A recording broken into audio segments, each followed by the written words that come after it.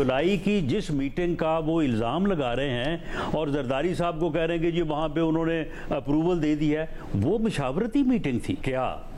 یہ منصوبہ جو ہے وہ سی سی آئی سے اپروو ہو گیا ہے، یہ ایکنک سے اپروو ہو گیا ہے، کیا یہ ٹینڈرنگ پروسیس پہ ہے، کیا یہ آن گراؤنڈ کام شروع ہونے جا رہا ہے؟ وہ بھائی مشاورتی تو ہو رہی ہے۔ میمن صاحب نے یہ کہا کہ ہاں اس کے اوپر ہم بات کرنے کو تیار ہیں، وہ بات میں نے آج پرائم منسٹر صاحب کے سامنے رکھی ہے، تو وہ جیسے ہی وہ کل جا رہے ہیں ٹرکی ایک دن کے لیے، تو جیسے ہی وہ نیکسٹ ڈے واپس آتے ہیں تو وہ اس کے اوپر کوئی میرا خیال ہے کہ پیش رفت کریں گے۔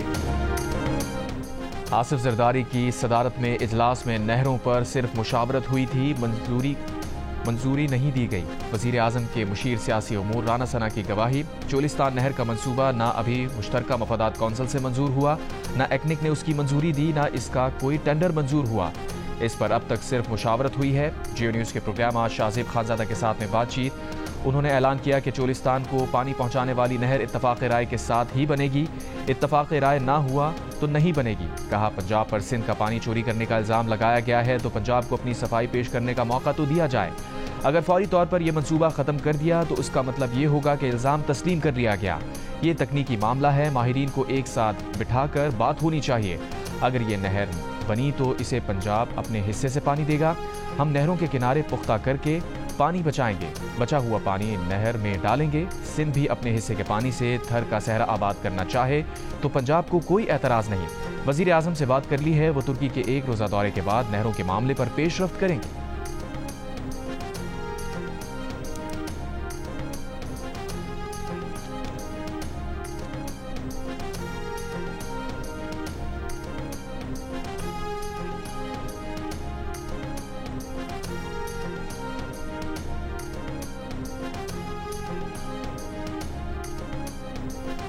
دریائے سندھ سے نہریں نکالنا متنازع معاملہ ہے، معاملہ سیریس ہو چکا ہے، وزیر اعظم فوری طور پر یہ منصوبہ ختم کرنے کا اعلان کریں۔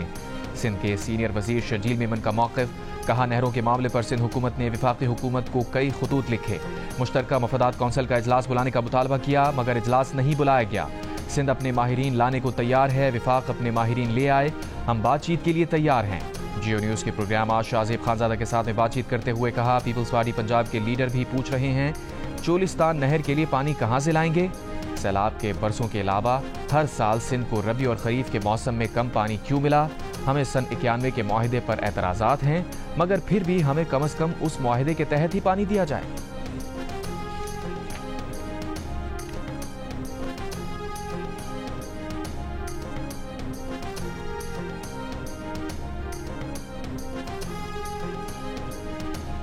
ملک میں حالیہ بارشوں کے بعد ارسا نے صوبوں کو پانی کی فراہمی بڑھا دی۔ ارسا ترجمان کے مطابق پنجاب کو پانی کی فراہمی 23,800 کیوسک بڑھا کر 64,800 کیوسک کر دی گئی۔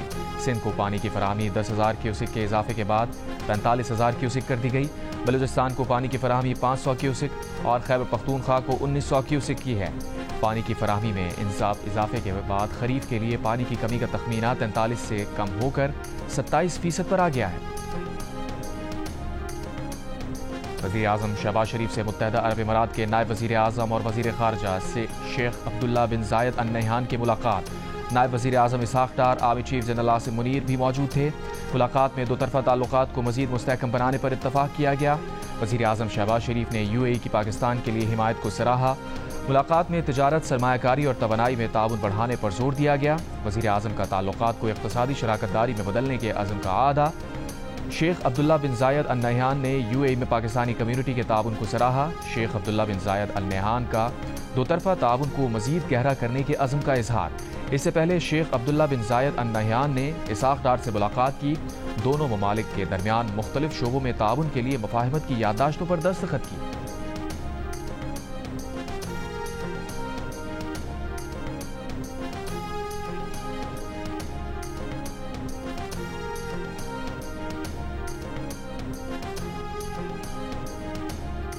وزیر اعظم شہباز شریف کی زیر صدارت سمندر پار پاکستانیوں کے امور پر خصوصی اجلاس، نائب وزیر اعظم Ishaq Dar, army chief general Asim Munir کی شرکت۔ وزیر اعظم نے کہا حالیہ اوورسیز پاکستانی کنونشن میں سمندر پار پاکستانیوں نے بڑی تعداد میں شرکت کی۔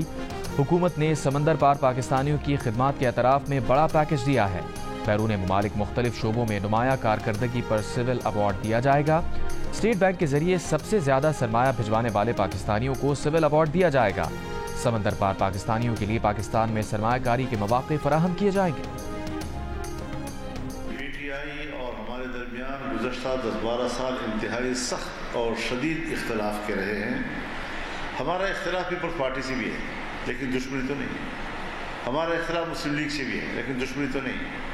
ہمارا اختلاف جماعت اسلامی سے بھی ہے لیکن دشمنی تو نہیں ہے۔ بیٹھے ہوئے ایک دوستوں کی طرح پر نیشنل پارٹی کے ساتھ بھی ہے، قوم پرستوں کے ساتھ بھی ہے، لیکن دشمنیاں نہیں ہیں کسی کے ساتھ۔ ہم سب ایک دوسرے کے ساتھ مل بیٹھنے کی پوزیشن میں ہیں اور ہم آج بھی یہ کوشش کر رہے ہیں کہ ہم پی ٹی آئی کے ساتھ بھی تعلقات کو دوبارہ وہاں لے جائیں کہ جہاں ہم آپس میں بیٹھ کر بات چیت کر سکیں۔ جے یو آئی فے کے سربراہ مولانا فضل الرحمان کا کہنا ہے کہ پی ٹی آئی کے ساتھ تعلقات کو اس مقام پر لے جانا چاہتے ہیں جہاں بات چیت ہو سکے، انتہا پسند سیاست کے قائل نہیں۔ پیپلز پارٹی، نون لیگ، جماعت اسلامی اور دیگر جماعتوں سے اختلاف ہے، دشمنی نہیں۔ منصورہ لاہور میں امیر جماعت اسلامی حافظ نعیم الرحمان سے ملاقات کے بعد مشترکہ پریس کانفرنس۔ امیر جماعت اسلامی نے کہا فوری الیکشن جماعت اسلامی کا مطالبہ نہیں۔ اس پر مولانا فضل الرحمان بولے ہمارا الیکشن سے متعلق ایسا اختلاف نہیں جس پر اتفاق نہ ہو سکے۔ حافظ نعیم الرحمان نے کہا جماعت اسلامی نے 26ویں آئینی ترمیم کو مکمل مسترد کیا تھا۔ فضل الرحمان بولے کبھی 26ویں ترمیم کو آئیڈیل نہیں کہا۔ جماعت اسلامی کی فلسطین پر جے یو آئی کے موقف کی حمایت، کہا دونوں جماعتیں اپنے اپنے پلیٹ فارم سے جدوجہد کریں گی۔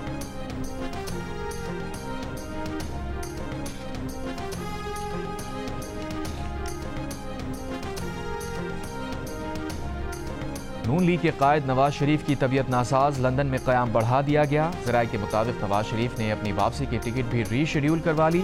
مسلسل میڈیکل چیک اپس کی وجہ سے نواز شریف کا قیام بڑھایا گیا۔ نون لیگ کی برطانیہ قیادت نواز شریف کے اعزاز میں ورکرز کنونشن کی بھی خواہاں ہے۔ نواز شریف 2 ہفتے کے دورے پر لندن آئے تھے۔ کیتھولک مسیحیوں کے روحانی پیشوا پوپ فرانسس 88 برس کی عمر میں انتقال کر گئے۔ انہیں 14 فروری کو ڈبل نمونیا اور شدید سانس کی تکلیف کے باعث اسپتال میں داخل کیا گیا تھا۔ 5 ہفتے اسپتال میں گزارنے کے بعد انہیں چند روز قبل ہی ڈسچارج کیا گیا تھا۔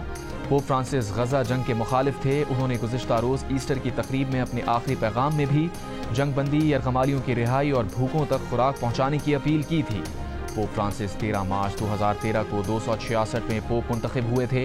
غزہ کے فلسطینیوں کا بھی پوپ فرانسس کے انتقال پر دکھ کا اظہار۔ غزہ میں امن کی حمایت پر پوپ فرانسس کو خراج عقیدت پیش کیا۔ پوپ کے انتقال پر امریکی صدر ڈونلڈ ٹرمپ کا بھی اظہار تعزیت۔ ایران اور مصر سمیت مختلف عالمی رہنماؤں کا بھی پوپ فرانسس کے انتقال پر اظہار افسوس۔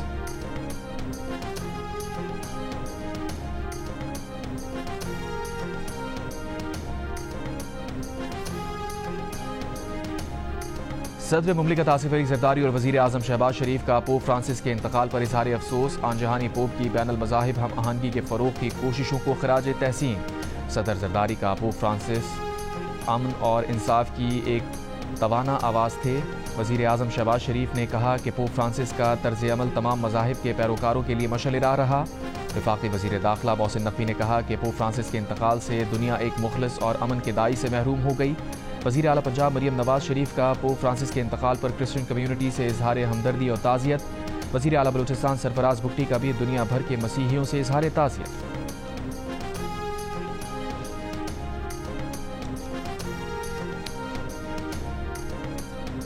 حج کے خواہش مند 67,000 افراد کا معاملہ لٹک گیا۔ وزارت مذہبی امور کا نجی ٹور آپریٹرز پر عدالت جا کر وقت ضائع کرنے کا الزام۔ وفاقی وزیر سردار یوسف نے کہا کہ سعودی حکومت کا پورٹل بند ہو چکا، اب وہ مزید عازمین کو اجازت دینے پر آمادہ نہیں۔ نجی حج عازمین میں سے 23,620 کی کلیئرنس ہو چکی ہے۔ اس میں سے 13,000 افراد حکومت کی کوششوں کی وجہ سے حج کر سکیں گے۔ حج عازمین نے ادائیگی طریقہ کار کے مطابق سعودی حکام کو کی ہے، ان کی رقم واپسی ہو جائے گی۔ حج آرگنائزرز ایسوسی ایشن کے چیئرمین ناصر خان نے کہا کہ حکومت نے پچھلے سال اپنا سرکاری حج کا کوٹا پورا نہیں کیا، اس سال وہ اپنا کوٹا پورا کرنے میں مصروف رہی۔ اس کے بعد ہمیں اشتہار چلانے کی اجازت دی، اس لیے ہمیں تاخیر ہو گئی۔ وزیر اعظم سعودی ولی عہد سے بات کریں تو معاملہ حل ہو سکتا ہے۔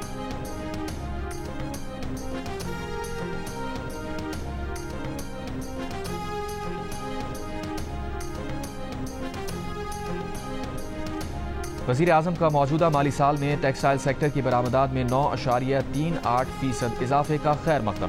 کہا ٹیکسٹائل سیکٹر کی برآمدات اس وقت $13.5 ارب سے زائد ہو گئی ہیں، جو کہ بلند ترین سطح ہیں۔ یہ انتہائی خوش آئند ہے۔ وزیر اعظم کا کہنا ہے کہ مارچ میں ٹیکسٹائل سیکٹر کی برآمدات میں اضافہ معیشت کی ترقی اور حکومتی پالیسیوں کے درست سمت کا مظہر ہے۔ نجی شعبے کو کاروبار دوست ماحول فراہم کرنے کے لیے کوشاں ہیں۔ ملک کی برآمدات میں مستقل اضافہ ممکن بنایا جائے گا۔